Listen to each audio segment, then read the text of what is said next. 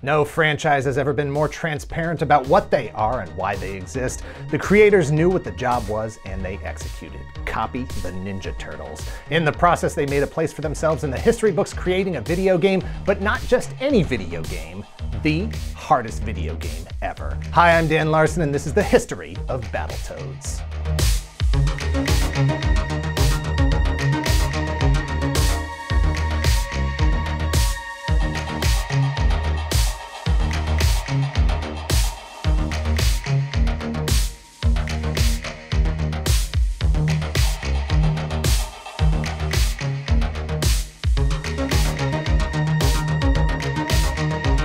Thank you to Hunt-A-Killer for sponsoring this video. Click the link in the description and use code GALAXYMEDIA to get $10 off your purchase today. Hunt-A-Killer games are different from your standard tabletop gaming experience. They're a hard-boiled adventure that challenges you and your friends to solve a mystery with the clues provided in the box. And if you subscribe, then each month you'll be tasked with a new case. Supernova expands that model into the world of comic books and science fiction. See, the creator of a popular comic book series, The Cosmic Adventures of Supernova, needs your help. The person who the main character, Supernova, is based on has disappeared. She's likely in danger and running out of time. She's also his twin sister. Inside the box is everything you need to solve this mystery except you and your detective skills. That's what you bring to the table. Play it with your work friends, play it with a date, live stream it on the internet, and tell chat not to spoil anything, because it's your show and darn it, you're gonna solve this crime. Join the spoiler-free online community of over 100,000 members. Click the link in the description below and use code GALAXYMEDIA to get $10 off your first purchase today. And thank you again to Hunt-A-Killer for sponsoring this video. Battletoads is a video game franchise created by Rare in 1991. It is intentionally a copy of the Teenage Mutant Ninja Turtles with a predictable degree of generational loss. 3 frogs with the names Rash, Zitz, and Pimple make the 4 turtle names Leonardo, Donatello, Raphael, and Michelangelo look like high art. The Battletoads are 3 anthropomorphic frog dudes named Rash, Zitz, and Pimple. They fight evil by manipulating the shape of their own limbs, focusing all of their power into a single smash-hit strike. A hand becomes an axe, a foot becomes a giant boot, an entire Battletoad becomes a wrecking ball. Hello! The Battletoads used to be human. In fact, they were the playtesters of the original Battletoads game at Cycone Corporation. See, in the world of Battletoads, Battletoads was a cutting-edge virtual reality simulator that was programmed by Silas Volkmeyer at the direction of Cycone executive Alexei Vacuus. Morgan, Dave, and George were the 3 game testers who would utilize the VR system to play as the Battletoads fighting evil forces around the galaxy, saving countless worlds and racking up huge high scores. But Silas Volkmeyer wanted to be more than just a programmer. He was tired of the Battletoads getting all the glory. He wanted to be a Battletoad. So instead of just playing the game himself, he took the next most reasonable approach and attempted to kill Morgan, Dave, and George by ramping up the difficulty level of the game itself. Turns out that Volkmeyer wasn't just writing some amazing code. He had unknowingly tapped into another dimension. His creation of a portal between worlds combined with the power of the evil Dark Queen who crossed over into our world changed the game forever.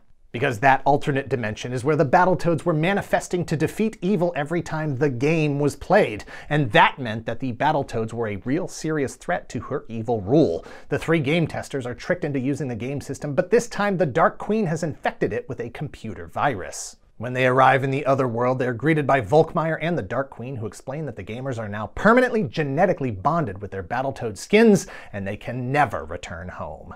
The Dark Queen deploys her forces. However, just as the Battletoads are about to be overwhelmed, they are saved by Professor T. Bird, who transports them to safety and joins them in their fight to defeat the Dark Queen, to save the world, to get home, and to do it all as Zitz, Rash, and Pimple, the Battletoads. The Nintendo Entertainment System made its debut in 1983 in Japan as the Family Computer, or Famicom. It arrived in the US in 1985 with a new look and a new name. By 1987, it was the biggest thing on the planet for kids, for adults, for anyone interested in home gaming. 1983 also saw the publication of the first issue of Teenage Mutant Ninja Turtles, created by Kevin Eastman and Peter Laird. By 1987, they had one of the most popular comics, one of the best-selling toy lines, and a hit cartoon. They were also a pretty big deal. In 1989, the Turtles came to home video gaming on the Nintendo Entertainment System, and the following year they had a hit feature film that cranked up the already dominant Turtles merch to oversaturation levels. Merch across the spectrum of licensing, from here to Dimension X. Since the mid-'80s, when the Ninja Turtles first arrived, the Turtles inspired a lot of copycats. Imitators trying to get even a fraction of that sweet mutant ooze, that sewer full of green paper. Just a little taste of whatever it was that made those turtles so popular and so lucrative. The video game developer Rare was founded in 1985 under the name Ultimate Play the Game. Based in Leicestershire, England, they found success creating games for the ZX Spectrum. Looking to reach a larger market, Ultimate Play the Game reverse-engineered a Nintendo Entertainment System to figure out how to make games for it, which caught the attention of Nintendo, who were so impressed that they granted an unlimited budget to begin development of games for the NES. The company, now called Rare, created new technologies, new gaming formats, new visual and gameplay experiences that could be utilized across genres. In 1991, the 8-bit era was on the verge of expiration. The TurboGrafx-16 and Sega Genesis both launched in 1989. The Super NES launched in Japan in 1990 and was due to hit the US in 91, but Rare continued to produce as many games for the NES as the studio could manage, capitalizing on a window of proficiency and mastery that would inevitably close. Since 1985, Rare had witnessed the rise of the Ninja Turtles licensing empire and had been forced to compete with it. So they turned to a strategy that had worked in the past and attempted to reverse engineer the Turtles' success. Even if your goal is to straight up copy the competition, you have to be at least a little clever about how you do it. Frogs instead of turtles, 3 instead of 4, virtual reality constructs instead of mutants. It's fine. It's fine. Heroes named after skin conditions that kids could relate to instead of Renaissance artists that no one had ever heard of. Ooh, Artburn.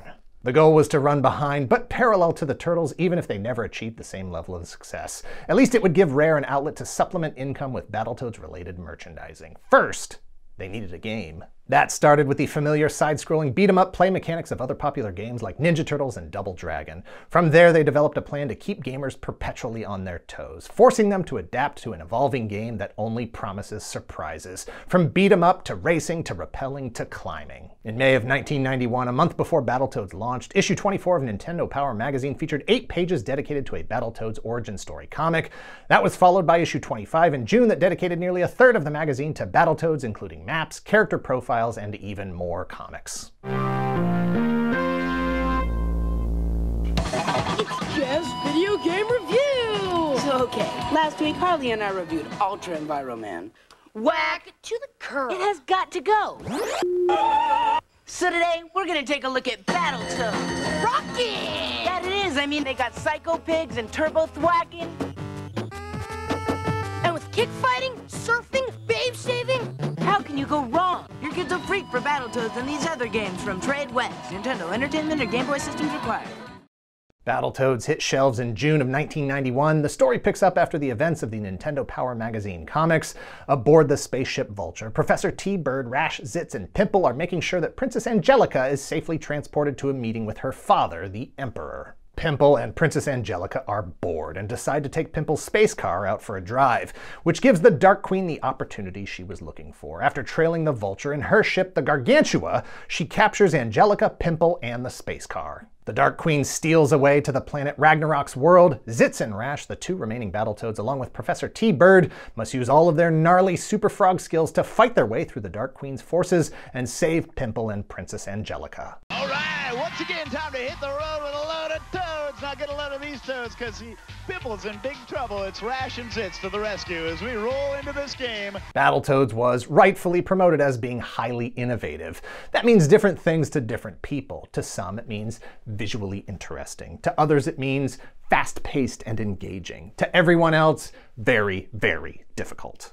And it wasn't an accident. Rare's designers knew that kids had been playing NES games for years. In the twilight of the system, there should be a high bar set for difficulty. Players shouldn't be able to beat it in a single night sitting. They wanted people to buy the game instead of renting it. That said, there's a line. Too difficult and it crosses into the realm of frustration and abandonment. Many have pushed back on the notion that it is challenging, preferring the label unbalanced. And to a certain extent, the developers recognize these concerns. Once again, time to hit the road with a load of toads. Shortly after Battletoads was released in the US, it was released in Japan. The game was given a few tweaks to tone down the absurdity of the difficulty, centering a more enjoyable gaming experience for a larger group of gamers over the precision challenge that appealed to only the most determined minority. Battletoads would also be released on the Sega Mega Drive and Game Gear in 1993, a modified version for the Game Boy in 1993 called Battletoads in Ragnarok's World, the Amiga and Amiga CD32 in 1994, every version taking special care to make it easier and more accessible than the original.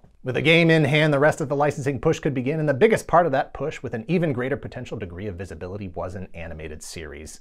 Series might have been a bit presumptive, though. Battletoads never made it past the single pilot episode. Because Pimple's in big trouble. Produced by Deke Animation City, the only episode was aired in the US on Thanksgiving in 1992. The story provides an alternate origin for the Battletoads. This time they are 3 high school kids in Oxnard, California. Morgan, Dave, and George are playing video games at their local convenience store one day. Suddenly, Professor T-Bird and Princess Angelica arrive through a dimensional portal in an attempt to flee from the Dark Queen and her evil forces. T-Bird and Angelica assume that Morgan, Dave, and George are wise, handsome nobles. They are invited to become intergalactic heroes. The 3 immediately sign up, and T-Bird sprays them with genetic essence of the Battletoads, the ancient protectors of the royal family, the most powerful heroes in the history of the universe, who were all killed in the line of duty. Nevertheless, the 3 humans are transformed into the Battletoads, complete with smash hit powers and new identities as Rash, Zitz, and Pimple. Unlike the comic and game origin, they can also transform back into human form at will by shouting, "Let's get normal!" and back into Battletoad form by saying, "Let's get warty!" The pilot episode features the Battletoads protecting Angelica and her amulet, but in execution it's mostly just slapstick fighting with anthropomorphic bulls and rats that barely holds on to its own visual style guide as the episode unfolds. The single episode was written by David Wise, not to be confused with David Wise, who wrote the music for the original game. Buena Vista Home Video released it on VHS in 1994. You can watch it on YouTube officially at the Wild Brain Cartoon Superheroes channel. The Battletoads showed up in other games on other systems over the years. Tiger Electronics released an LCD game in 1991. That same year, a spin-off version hit the Game Boy. Battletoads Battle Maniacs was released for the Super Nintendo in 1993, and years later the Sega Master System. Battletoads in Ragnarok's World, as we previously mentioned, for the Game Boy in 1993. One of the most significant and unexpected games that Battletoads appeared in was Battletoads Double Dragon, also known as Battletoads and Double Dragon: The Ultimate Team in 1993. Once again developed by Rare and once again published by Trade West. This game took a popular but past their prime video game fighting duo and paired them with a popular past their prime video game fighting trio for the greatest pre-MCU team-up event. It was also notable for being the first time in the history of the Battletoads franchise that all 3 Toads were playable characters. Developed by Rare with nearly no input or feedback from Technos, the creators of Double Dragon, it was built on the same platform as previous Battletoads games and utilized the variety of gameplay formats that previous Battletoads games had. It eventually found its way to the Mega Drive, the Genesis, the Super NES, and the Game Boy. In 1994, the Battletoads took their antics to the arcade. Another side-scrolling beat-em-up. This time 3 players can beat 'em up together with the full might of the Battletoads. Cartoonish looking back, but at the time it was a big deal to have more violence than the series has previously seen. Perhaps the natural response to a post-Mortal Kombat world. Battletoads Arcade utilized 3D rendering technology that would later be used for Rare's biggest hits, Donkey Kong Country and Killer Instinct.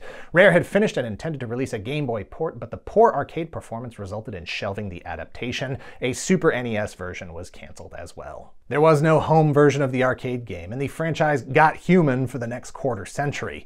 In 2015, the arcade game was included in a compilation of Rare titles on the Xbox One. 5 years later, the squad would get a legitimate reboot. Battletoads 2020 brings the beat-em-up boys back with a new look and new technology for a whole new generation of gamers.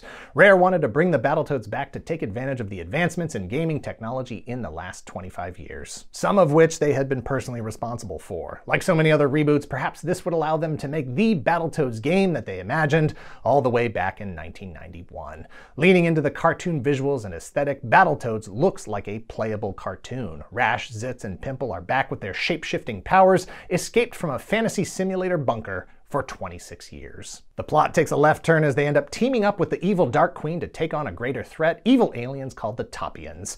They're the ones who stole the Dark Queen's power and trapped the Toads in the bunker for 26 years. Everybody's got a foot axe to grind with these guys. Some players liked it, some didn't. It certainly wasn't the franchise relaunch that Rare was hoping for. Like the original game, it didn't quite launch the merchandise empire that the Turtles ruled over. Despite their aspirations to publish comics, make cartoons, sell action figures, stock the shelves of Target and Walmart with kids' hats and shoes and party supplies, there has been very little licensed merchandise over the years. It was never embraced with anything approaching the zeal that the Turtles managed to evoke. Just Toys created bendy figures of each of the Battletoads. Originally sold for around $2, they can be purchased today on eBay for roughly $30 or 40.